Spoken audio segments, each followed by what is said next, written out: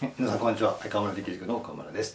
高校1年生向けの因数分解したいと思います。この問題はですね、教科書とか問題集には非常によく載っててよく見る問題、典型的な問題ですけど、いろいろと学べる点が多いので、解説したいと思います。よろしくお願いします。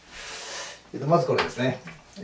因数分解では共通因数を探したり作ったりするのが、一番ミソだと思ってるんですが、この場合この状況の中でもうすでに共通因数あるかというとこれはもうないですね。それでちょっと気が付くこととしてはこの ABC が順番に並んでるということは気づくと思いますが、とりあえず展開してみます。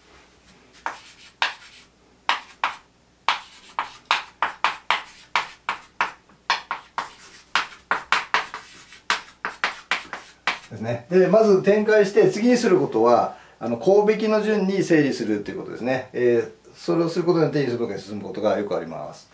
で、何の文字についても、これ字数がですねみんな同じなので、字数が低いものについて整理するといいということもありますが、今字数は全部、2次で項字、一緒なので、A について、注目します。そうするとA の係数がこれですね。で、あと、2乗の係数か。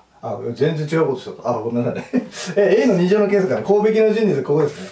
A の2乗でくくりたいんで、C、こうですね。で、あと、ちょっと C 前に出します。あと、A の1次ですけど、A の1はここにありますね。で、あと、定時っていうか、その、字数がないやつ。A の0次、ここですね。こうですね。A の文字がない分ですね。こうしますと。で、次ですけど、ここ、この、ちょっと、共通因数の匂いが、香りが漂ってくると思いますけど、ここはそのまま置いておきましょう。で、これですね、2乗引く2乗なので、こうですか？こういうふうにできると思います。で、ここは BC が共通因数で入ってますか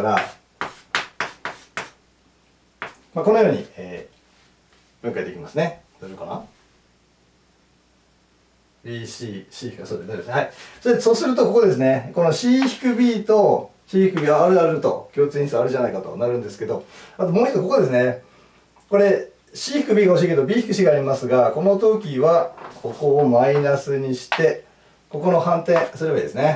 マイナス、外を出す感じです。そうすると、ここに C-B がありますので、この C-B でくくってみます。そうすると、ここは N でしょ。で、これ外出ますから、で、あとこれですね。C 外出ますから、こうですね。